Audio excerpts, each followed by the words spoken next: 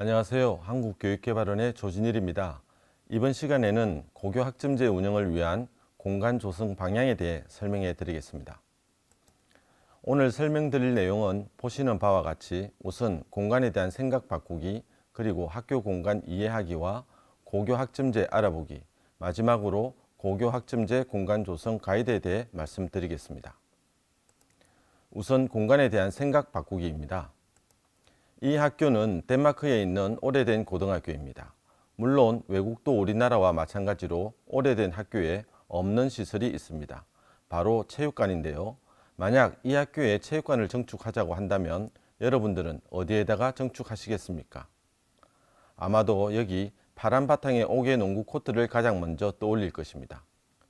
그리고 대개 1층을 필요티 하여 주차장을 조성하고 2층에는 필요하다면 식당으로, 그리고 3층과 4층에 체육관을 증축하는 것이 우리나라 체육관 증축의 전형적인 방법이라고 할 수 있습니다.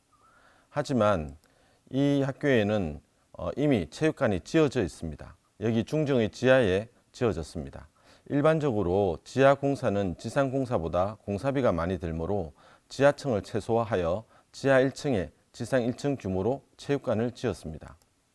여기 중정에는 원래 학생들이 쉬는 시간이나 점심시간에 휴식 등을 취하는 장소였습니다. 하지만 지하체육관 증축으로 보시는 바와 같이 체육관 지붕에서 원래 학생들이 취했던 휴식뿐만 아니라 야외에서의 수업 등 다양한 활동까지 이루어지고 있습니다. 체육관은 기본적으로 각종 체육활동뿐만 아니라 시험 장소로도, 그리고 학교 및 지역사회 행사 장소로도 사용하고 있습니다.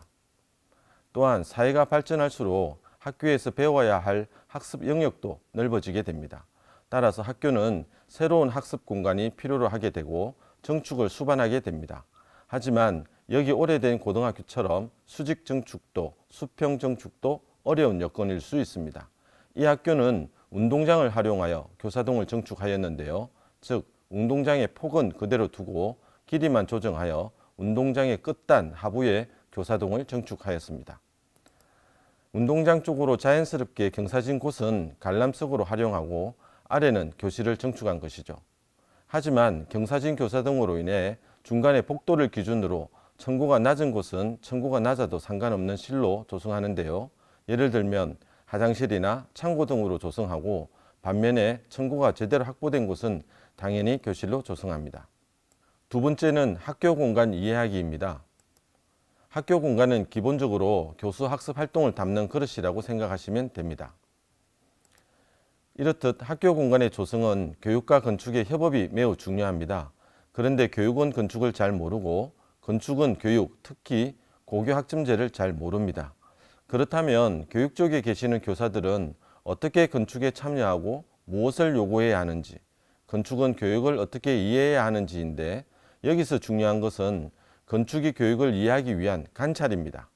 영국에서 사용하는 팁을 하나 소개해 드리면 섀도우 프로그램인데요. 한마디로 그림자 놀이라고 생각하시면 됩니다. 즉 학교 공간 조성 사업을 위해 선정된 건축가가 있다면 무조건 협의부터 하시지 마시고 우선 섀도우 프로그램을 한번 해보시는데요. 구체적으로 몇몇 학생들의 동의를 구한 뒤 건축가가 등교에서부터 하교까지 학생 뒤만 졸졸졸 그림자처럼 하루 종일 학생 일가를 건축가의 눈으로 살펴보는 거죠.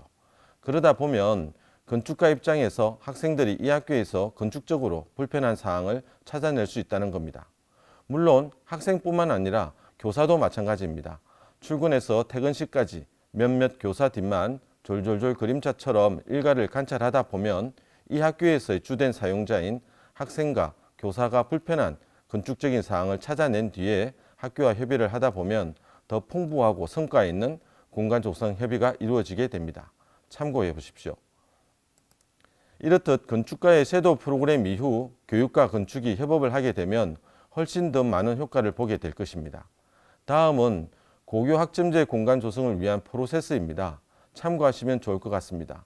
한 가지 팁을 드리자면 우선 녹색 단계는 교육이 주가 되고 건축이 서브로 도와주는, 그리고 남색 단계는 건축이 주가 되고 교육이 서브로 도와주는 협업 형태로 추진해 나간다면 좋은 성과를 거둘 수 있을 것입니다. 특히 2단계가 매우 중요한 단계인데요. 즉 고교 학점제 운영에 적합하도록 교육과정을 재구조화하고 이에 부합되는 교과목별 교수학습 방법을 찾는 것입니다. 그리고 제가 학교 현장을 가보면 새로운 사업을 추진할 때 대부분 담당 부장교사를 중심으로 TF팀을 구성하여 운영하고 있었습니다.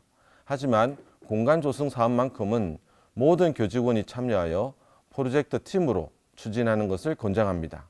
왜냐하면 공간 조성 사업은 학교의 문화를 바꾸는 사업이므로 모든 구성원이 참여하는 것이 바람직합니다. 예를 들어 교직원이 100명이 될지라도 10명씩 10개조로 나눠서 작은 역할일지라도 모든 구성원이 참여하는 것을 권장합니다. 세 번째는 고교 학점제에 대해 알아보겠습니다. 일반적으로 학교 교육의 3요소를 교육과정을 중심으로 이에 적합한 학교 운영 방식과 학년별, 교과목별, 맞춤형 교수학습 방법이라고 이야기합니다. 첫째, 학교 운영 방식은 이론적으로 다음과 같이 7가지 유형이 있는데요. 그중 달톤형이 현재 고교 학점제와 가장 유사한 학교 운영 방식이라고 할 수 있습니다. 그 외 여러 유형들의 장단점은 참고하시기 바랍니다. 교육부에서 발표한 자료에 고교 학점제란 잘 아시겠지만 학생이 진로에 따라 다양한 과목을 선택, 이수하고 누적 학점이 기준에 도달할 경우 졸업을 인정받는 교육과정 이수 운영 제도라고 하고 있습니다. 따라서 학교 공간은 학생 선택에 의한 다양한 교과목을 수용할 수 있고 수업에 따른 다양한 교수학습 방법을 구현할 수 있는 공간을 조성해야 합니다. 다양한 교수학습 방법에 대해 여기 미국의 고등학교에 적용한 예시가 있는데요. 총 20가지입니다. 자세히 보시면 개인 학습도 있고 동료 학습, 일방향의 강의식 수업도 있습니다. 그 이외에도 PBL이나 인터넷 기반 학습, 이야기 중심의 학습, 놀이 또는 게임 기반의 학습 등 다양한 교수학습 방법이 있습니다. 여기서 중요한 것은 학년 그리고 교과에 적합한 교수학습 방법을 찾는 것입니다. 미국의 고등학교에서도 학년별, 교과목별, 맞춤형의 교수학습 방법을 조사한 결과 PBL이 가장 높게 나타났네요. 하지만 그 이외의 교수학습 방법도 중간중간에 빨간 글씨로 요구도가 높은 교수학습 방법들이 보이는 것 같습니다. 이렇듯 고교 학점제 운영에 필요한 교과목별, 학년별 맞춤형의 교수학습 방법을 찾는 것이 매우 중요합니다. 이것을 토대로 고교 학점제 공간을 조성하기 위해서는 우선 우리 학교 학생들이 선택한 교과가 무엇일지, 나아가 교과목별, 학년별 선택한 교과에 적합한 교수학습 방법이 무엇인지에 따라 교실을 조성해야 한다는 것입니다. 그리고 선택을 한 교과의 수강 학생 집단 규모가 어느 정도인지에 따라서 교실의 크기도 결정되어야 한다는 것입니다. 결국 공간의 유연성과 가변성이 확보되어야 된다는 것입니다. 이에 대한 구체적인 방안을 사례 중심으로 한번 살펴보겠습니다. 우선은 고교 학점제 공간 조성을 위한 총 4가지의 기본 원칙을 다음과 같이 제안하고자 합니다. 첫째는 학습 공간의 유연성, 둘째, 지원 공간의 복합성, 셋째, 공용 공간의 활용성, 마지막으로 동선의 효율화입니다. 하나하나씩 구체적으로 살펴보겠습니다. 학습 공간의 유연성 첫째로 교수 학습 방법에 따른 교실 조닝입니다. 쉽게 말하자면 어떤 교과를 할지라도 상관없이 동일한 교수 학습 방법끼리 교실을 조닝하는 것입니다. 보시다시피 A 교수 학습의 교실, B 교수 학습의 교실, C, D 등 우리 학교 맞춤형의 교수 학습 유형을 찾아서 교수 학습 유형끼리 교실을 조닝하는 것이 무엇보다 중요합니다. 예를 들면 위에 보이는 사진처럼 계단형 구조의 교실이 적합한 교수학습 교실이라든지 아래 보이는 사진처럼 토론 중심의 교수학습 교실이라든지 액티브 러닝이 필요한 교실이라든지 액티브 러닝이라 할지라도 소규모의 그룹 학습을 병행할 수 있는 교실이라든지 무대가 필요한 교실이라든지 다양한 교수학습 방법에 따라 필요한 교실별로 조닝하는 것이 매우 중요합니다. 여기는 과학실인데요. 실험 실습실도 가급적 이론과 실험 실습을 병행하여 수업할 수 있도록 교실을 조성하는 것이 바람직합니다. 이 과학실은 교실 뒤쪽에 극장식 의자와 그 앞쪽에 교사용 책상을 설치하여 교사가 책상을 두고 극장식 의자를 바라보고 수업하면 이론 중심의 수업이 되고, 반대쪽으로 이동하여 실습대를 바라보면서 수업하게 되면 실험 실습 수업이 되는, 즉 교사의 위치에 따라 한 공간에서 이동과 실험 실습이 모두 가능한 구조의 교실로 조성하는 것이 바람직합니다. 이건 다른 과학실인데요. 과학실 왼쪽에는 이론 수업할 수 있는 공간으로 조성하고, 오른쪽에는 실험 실습을 할 수 있는 공간으로 조성한 사례입니다. 다음 사례는 최근 코로나로 인해 온라인 교육 또는 하이브리드 교육 등 원격 교육이 가능한 교수학습의 교실들입니다. 구체적인 형태는 학교의 여건과 요구에 따라 다양하게 조성하되, 다만 기기나 장비 등은 지속적으로 발달되므로 항상 업그레이드 될 수 있도록 조성해야 된다는 것을 유념해야 합니다. 그리고 컴퓨터를 활용한 교실이라고 한다면 컴퓨터 활용 정도에 따라서 컴퓨터 대수를 적절하게 배치한다든가, 아예 온라인 학습 전용 스튜디오를 조성한다거나, 특히 고교 학점제의 경우에는 공동교육과정을 운영할 가능성이 높기 때문에 이를 위한 교실도 조성하여야 합니다. 이렇듯 다양한 교수학습 방법에 따른 교실을 조성하되, 동일한 교수학습 방법끼리 교실을 조성하는 것이 중요합니다.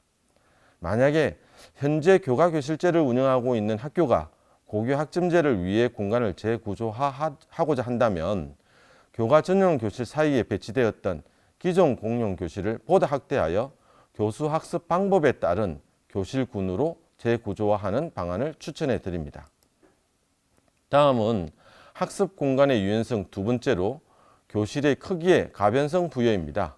예를 들어 일반 교실 한 칸을 가상으로 4등분하고 교과 선택과 수강 학생 수에 따라 교실의 크기를 자유롭게 조정 가능하도록 조성해야 한다는 것입니다. 예를 들자면 교실 간의 칸막이를 폴딩 도어로 설치한다든지, 아니면 판스가 가능한 칠판 또는 화이트보드 기능을 갖춘 이동식 벽체로 조성한다든지, 심지어 전동식으로 벽체를 이동할 수 있는 시스템 벽체를 구축한다든지 학교의 요구와 여건에 따라 다양하게 조성할 수 있습니다. 또한 일정한 영역의 교실군 복도 벽체 전체를 모두 폴딩 도어식으로 조성하고, 교실 내부에서도 크기를 조정할 수 있도록 이동식 칸막이를 다양한 방식으로 조성할 수도 있습니다. 여기에 거꾸로 교실 사례는 기존의 교실 한 칸 규모의 2개 실을 각기 교실의 한 칸을 4분의 3 크기로 축소하여 블렌디드 러닝이 가능한 교실로 조성하고, 두 교실의 각기 남은 4분의 1씩을 합하여 교실 반칸 규모의 소규모 교실을 추가로 가운데 조성할 수도 있습니다. 이 소규모 교실은 필요에 따라 양옆의 두 교실에서 자유롭게 사용할 수 있을 뿐만 아니라 교실 간 벽체를 열고 합하여 대규모 교실로도 활용이 가능합니다. 만약에 신축 또는 재건축의 개축 대상 학교라면 다음과 같이 매 학기 매년 다양한 교실로 조성이 가능하도록 유연한 평면 구조로 애초부터 설계하는 것이 필요합니다. 다음은 학습 공간의 유연성 세 번째로 다양한 교수학습법이 가능한 다기능 가구 배치입니다. 보시다시피 강의식 또는 발표식으로 가구를 배치하거나 모둠식으로 조성하거나, 아니면 토론식으로 조성하거나 또는 자유식으로도 교실 조성이 가능한 다기능의 체크성을 배치하는 것이 바람직합니다. 다음은 두 번째 기본 원칙인 지원 공간의 복합성입니다. 우선 지원 공간의 용도를 복합화하고자 할 때에는 다음과 같이 4단계의 과정을 거쳐서 복합화하는 것이 중요합니다. 첫째로 복합화하고자 하는 지원 공간의 용도를 결정한 뒤에 구체적인 조성 방법을 결정합니다. 그리고 필요한 크기 및 위치 등을 결정한 뒤에 이에 적합한 가구 등을 구입, 배치하는 것입니다. 두 번째는 복합성인데, 우선 복합성의 의미를 공간의 기능적 확장이라고 이해해야 합니다. 예를 들면 도서실의 경우 도서, 정보 검색, 열람의 기본적 기능 이외에 지금도 학교 현장에서 잘 하고 계시겠지만 도서실을 활용한 수업 공간이라든지 개인, 동료, 그룹 학습 공간, 그리고 토론, 토의, 세미나 공간 또는 소규모 VTR 수업 공간 등도 가능한 다양한 공간으로 조성하는 것이 바람직합니다. 구체적인 조성 사례를 살펴보면 도서실의 서가 이외에 그룹 학습 공간이라든지 정보 검색 공간이라든지 그리고 수업 공간뿐만 아니라 개방형의 수업, 연수 등 다목적 공간이나 전망 좋은 창가에 개인 학습 공간을 조성한다든지 바닥을 몇 계단 다운시켜서 학급 중심의 VTR 학습 공간을 조성한다든지 그리고 학생들의 요구를 반영한 휴게 공간도 충분히 조성하는 것이 좋습니다. 홈베이스의 경우에 있어서도 최근에는 개인 사물함 공간, 즉 라카 스페이스는 점차 줄어드는 추세이고 각종 휴게, 개인 또는 동료 학습, 정보 검색, 스터디 그룹실 뿐만 아니라 무대를 활용한 동아리 활동 등 다양한 활동 공간과 소규모의 수업 공간 그리고 쾌적한 휴식을 위한 소파까지 조성한 사례입니다. 다음은 식당인데요. 주방과의 위생을 철저히 구분한다면 식당은 식사 시간 이외에 방과 활동이나 동아리 활동, 각종 발표회, 지역주민 행사장 등 다양한 활동이 가능합니다. 다음은 지원 공간의 복합성 세 번째로 상대적으로 이용률이 낮은 기존 공간, 예를 들면 복도나 출입구 홀 등의 공간에 개인 학습 공간을 조성한다든지 개인 또는 소규모 그룹 활동 공간을 조성한다든지 학생들이 좋아할 만한 휴식, 휴게 공간을 조성한다든지 학생들의 작품을 전시할 수 있는 공간을 조성하든지 다양하게 조성할 수 있습니다. 특히 시청각실의 경우에는 기존의 극장식 의자만 고집하지 마시고 전동식 극장식 의자를 설치하여 버튼만 누르면 극장식 의자를 뒤쪽 벽면에 자동으로 수납하여 다목적 활용이 가능한 공간으로 조성하는 것이 바람직합니다. 체육관도 마찬가지입니다. 예를 들어 무용실을 별도로 조성하기 어려운 여건이라면 체육관 벽면에 거울을 설치하되 농구공 등의 거울이 깨지지 않도록 슬라이딩 문을 설치하여 농구할 때는 닫아놓고 무용 수업할 때는 열어서 수업할 수 있도록 조성하는 것입니다. 또한 체육관 벽면에 최근에 유행하고 있는 클라이밍을 설치하는 사례도 있습니다. 다음은 기본 원칙 세 번째인 공용 공간의 활용성입니다. 우선 기본적인 공용 공간 이외에 강장을 조성하는 것이 매우 중요한데요.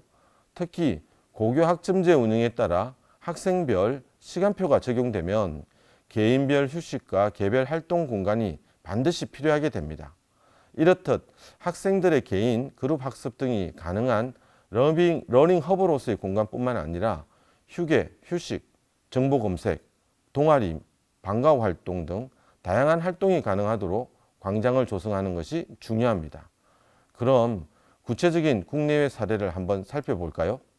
보시는 바와 같이 와이파이, 개인 디바이스는 기본적으로 갖추어진 환경에서 개인 또는 동료 또는 그룹 학습 등이 자유롭게 이루어질 수 있도록 조성하거나 정보 검색 또는 개별 형태의 다양한 포켓 공간을 두어서 독립성을 확보해 주거나 학생들이 자유롭게 방과 후에나 과제를 수행할 수 있는 공간이나 휴식, 휴게 등이 편리한 가구 등을 배치하기도 합니다. 그리고 앞으로 학교 내 정보 전달이 중요하므로 이러한 공간에 학교 정보나 수업 안내뿐만 아니라 학생들의 성과물도 디지털로 전달하는 기기 설치도 필요합니다. 이 사례는 국내 모 고등학교의 홈베이스인데요. 기본적인 홈베이스 기능 이외에 강장, 러닝 허브 개념을 덧붙여서 조성한 사례입니다. 다양한 학습 공간뿐만 아니라 휴식 공간을 볼 수 있습니다. 여기도 마찬가지로 다양한 휴게, 휴식 공간뿐만 아니라 그룹 학습, 심지어 개인 학습 공간까지 조성한 사례를 볼 수 있습니다. 다음은 공용 공간의 활용성 두 번째입니다. 출입구에 다양한 개방적 공간을 조성하자는 것인데요. 예를 들어 교사동 주 현관에 커다란 로비를 설치하거나 로비에 계단형 도서실을 설치하거나 일반적으로 주 현관의 커다란 로비는 학생들을 환영하는 개방적인 공간으로 되어 있습니다. 구체적인 용도로 살펴보면 다양한 휴게, 휴식 공간뿐만 아니라 다목적 계단 공간을 조성하여 수업뿐만 아니라 각종 학교 연수나 지역사회 행사 등도 가능한 구조로 조성되어 있습니다. 다음은 공용 공간 활용성 세 번째로 복도 등 단순한 이동 통로를 학습 거리로 재구조화하기를 권장합니다. 예를 들어 기존의 복도와 교실이 있었다면 교실의 폭을 학교의 여건에 따라 조금 축소하고 복도를 최대한 확대하여 다양한 학습 거리로 조성하는 것이 바람직합니다. 고교 학점제 공간 조성 기본 원칙의 마지막은 동선의 효율화입니다. 우선 교사동은 최대한 콤팩트하게 조성하는 것이 바람직합니다. 기존 교사동의 여건에 따라 다양한 방식으로 교사동을 컴팩트하게 조성하는 것이 필요합니다. 만약 정축이 수반된다면 이것 또한 기존 교사동과 향후 전면 개축 등을 대비하여 적정한 방법으로 정축을 하되 기존 교사동 간의 학생 이동이 수월하도록 콤팩트하게 조성하는 것이 중요합니다. 건축은 아는 만큼 보이고 보이는 만큼 안다는 이야기가 있습니다. 이렇듯 교사들도 건축의 문외한이라고만 생각하지 마시고 국내에 다양한 자료들이 개발되어 있으니 관련 자료들을 찾아보시고 알아두시면 우리 학교 고교 학점제 공간 조성하는 데 도움이 될 수 있습니다. 뿐만 아니라 관련 동영상들도 많으니까 참고해서 보시면 도움이 되실 것 같습니다. 우리 교육개발원에서도 고교 학점제를 고려한 학교 공간 조성에 관한 동영상을 제작하였는데요. 여기 상단에 보이는 주소로 접근하시 한번 보시면 도움이 되실 것입니다. 끝으로 고교 학점제 운영을 위한 공간은 한마디로 유연한 공간으로 조성해야 한다는 것입니다. 그리고 유연한 공간은 곧 개방적인 공간을 의미하고 이러한 공간의 핵심은 단위 학교별 교수 학습 형태에 따라 공간을 조성하되 이들의 연결성이 강력하게 작동되어야만 지속 가능한 공간으로 활용할 수 있으니 이 점 유의하셔서 공간을 조성하시면 반드시 성공적인 고교 학점제 공간을 조성할 수 있을 것입니다. 오늘 제 강의는 여기서 마치도록 하고 만약 질문 등이 있다면 아래 메일로 보내주시면 회신해 드리도록 하겠습니다. 감사합니다.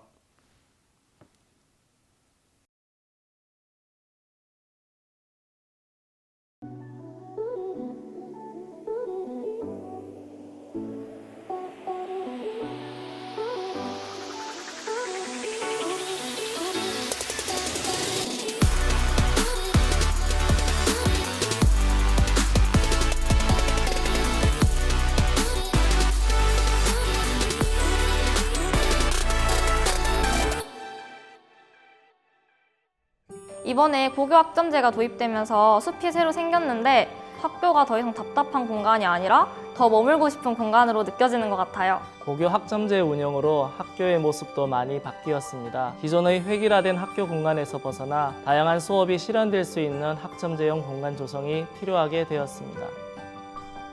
2025년부터 전면 시행되는 고교 학점제는 학생이 기초 소양과 기본 학력을 바탕으로 진로, 적성에 따라 과목을 선택하고 자기주도적 학업 설계를 지원하는 제도입니다. 고교 학점제가 잘 실천되기 위해서는 다양한 선택 과목 수업 운영이 가능하고 온오프라인 교수 학습 혁신을 지원할 수 있는 학점제형 공간이 필요합니다.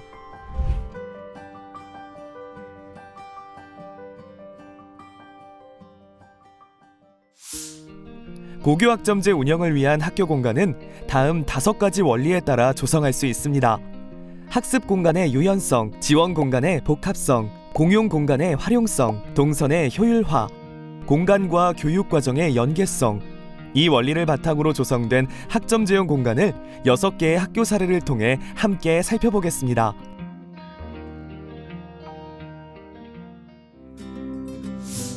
학습 공간의 유연성은 수강 인원 및 수업 방식에 따라 다양한 형태와 크기로 조절 가능한 가변형 공간과 관련됩니다. 이때 유연성이란 수강 인원에 따라 크기를 조절할 수 있는 물리적 공간의 유연성, 여러 교과 교사, 학생 등 다양한 구성원이 활용할 수 있는 사용 주체의 유연성 등으로 이해할 수 있습니다. 이 공간은 교실 내 폴딩 도어를 설치하여 공간을 분리하거나 통합할 수 있는 가변형 공간입니다. 수업 내용과 교수, 학습 방법에 따라 공간의 크기를 자유롭게 조정할 수 있으므로 다양한 교과에서 효율적으로 활용하고 있습니다. 정말 도움이 많이 된다고 생각을 하는데요. 자신의 의견을 좀 더 거리낌 없이 자연스럽게 말해줘서 그 과정의 질이 훨씬 더 올라가는 것 같아요. 그래서 저는 이곳이 아니면 이제 아이디어 회의 같은 걸 잘 못하겠더라고요. 이 교실은 일반 교실의 1.5배 크기의 교실로 기존 2개 교실의 벽을 허물어 조성한 공간입니다. 확장된 2분의 1 크기의 공간에는 폴딩 도어를 설치해 수강 인원에 따라 자유롭게 변형하여 활용할 수 있도록 만들었습니다. 이 공간의 특징 중 하나는 교실 세면에 서로 다른 종류의 칠판을 설치해 수업 방식에 따라 활용하고 있다는 점입니다. 정면에는 전자칠판과 일반 칠판이, 좌측에는 게시물 부착 및 판서가 가능한 유리보드를, 그리고 후면에는 화이트보드를 설치하여 학생 참여 중심 수업을 자연스럽게 활성화할 수 있었습니다. 공간이 바뀌면서 공부에 더 집중할 수 있었던 것 같아요. 전에는 교실에서 딱딱함과 답답함을 느꼈다면 친구들과 마주보면서 이야기를 할 수 있고 부드럽고 편안한 분위기로 바뀌면서 학교가 좀 더 친근하게 느껴질 수 있었던 것 같아요. 지원 공간의 복합성은 기존의 고정된 용도로만 활용되었던 도서실, 시청각실 등 지원 공간의 기능을 확장해 다양한 활동이 가능한 복합 공간으로 조성하는 것을 말합니다. 이때 지원 공간이란 교과 수업 및 비교과 활동을 지원하는 공간으로 도서실, 시청각실, 상담실, 동아리실 등을 예로 들 수 있습니다. 기존의 지원 공간은 지정된 목적으로만 사용되는 한정된 공간이었지만 이제는 다양한 수업에 활용 가능한 학습 공간이자 학생 중심 활동을 실천할 수 있는 복합 공간으로 활용할 수 있습니다. 이 공간은 일반 교실의 2.8배 크기의 넓은 공간으로 도서실, 블렌디드 수업 등 다양한 용도로 활용되고 있는 복합 공간입니다. 기존의 도서실을 확장하여 교과 수업 및 소그룹 활동이 가능한 형태의 테이블과 마루로 학습 공간을 조성했습니다. 책을 읽고 대여하던 기존의 도서실 기능을 수행하는 동시에 온오프라인 수업, 창의 융합 수업 등 다양한 수업도 가능한 공간입니다. 친구들과 휴식 시간을 편안하게 보낼 수 있는 것도 좋은 것 같고 특강을 들을 때나 융합 교육 등 다양한 그룹 활동을 진행할 수 있다는 점이 좋은 점인 것 같습니다. 이 공간은 복합 활동 영역, 휴식 영역, 도서관 영역 등 총 3개의 영역으로 구성된 복합 공간입니다. 우선 복합 활동 영역은 한 개 학년 규모인 200명의 학생이 함께 활동할 수 있는 넓은 공간으로 이곳에서 북콘서트 등의 각종 교과별 행사를 진행하거나 창의적 체험활동, 자기주도적 학습 등 다채로운 활동이 이루어집니다. 다음으로 휴식 영역은 학생들이 자유롭게 쉴 수 있는 공간이면서 정보를 검색하거나 필요한 자료를 출력할 수 있는 기자재가 마련된 공간입니다. 마지막으로 도서관 영역은 기존의 도서실 기능을 담당하는 공간입니다. 다양한 양서를 학생들이 편하게 읽을 수 있도록 테이블을 마련하였으며 독서 활동 외 도서관 활용 수업, 자기주도적 학습 등을 지원합니다. 되게 넓고 다양한 용도로 사용할 수 있는 공간이기 때문에 항상 마음에 들어해요. 쉼터 공간이 따로 있으면 공부하는 친구들도 마음 편히 공부할 수 있고 쉬는 친구들도 서로 눈치 보지 않고 쉴 수 있기 때문에 되게 마음에 드는 것 같아요. 이 공간은 학생들의 동아리 활동, 학생 자치 활동 등을 지원하는 공간이면서 발표 수업 등 교과 수업에도 활용할 수 있는 복합 공간입니다. 가장 안쪽에 위치한 공간은 자유롭게 의견을 나눌 수 있는 형태로 테이블을 배치하여 학생 회의, 교육과정 협의회, 토의, 토론 수업 등에 활용되는 공간입니다. 많은 인원이 참여할 때는 폴딩 도어를 열어 넓은 공간에서 활동이 가능하며 빔 프로젝트, 이동식 앰프, 무선 마이크 등의 기자재를 마련해 학생들의 발표 활동 및 기타 행사에도 많이 활용됩니다. 이번에 고교학점제가 도입되면서 숲이 새로 생겼는데 학교가 더 이상 답답한 공간이 아니라 더 머물고 싶은 공간으로 느껴지는 것 같아요. 공용 공간의 활용성은 기존에 사물함을 배치하거나 단순히 통로로만 활용하던 홈베이스, 복도, 계단 등 공용 공간을 다양한 형태로 활용하는 것을 말합니다. 특히 고교학점제 교육과정에서는 학생이 스스로 선택한 과목에 따라 시간표가 구성되고 경우에 따라 공강이 발생하기도 합니다. 이때 학생들이 공강 중 휴식을 하거나 소그룹 활동을 할 수 있는 공간으로서 홈베이스 등 공용 공간의 역할이 커질 수 있습니다. 이곳은 각 층에 마련된 홈베이스를 자기주도적 학습 공간인 러닝센터 형태로 조성한 공간입니다. 사물함 배치에만 활용되던 공간을 각 층마다 성격을 달리하여 특색 있는 공간으로 구성하였습니다. 2층 러닝센터는 다변형 책상을 배치하여 필요에 따라 소인수 수업 등 교과 수업에 활용되기도 하며 강의실 뒤 모두명 학습 공간은 판서가 가능한 유리창으로 조성해 학생 간 멘토 멘티 활동, 보충 심화 활동 시 칠판으로 유용하게 활용되고 있습니다. 3층 러닝센터에는 개방형 강의 공간을 마련하여 학생 발표 활동, 동아리 활동 등에 활용하고 있습니다.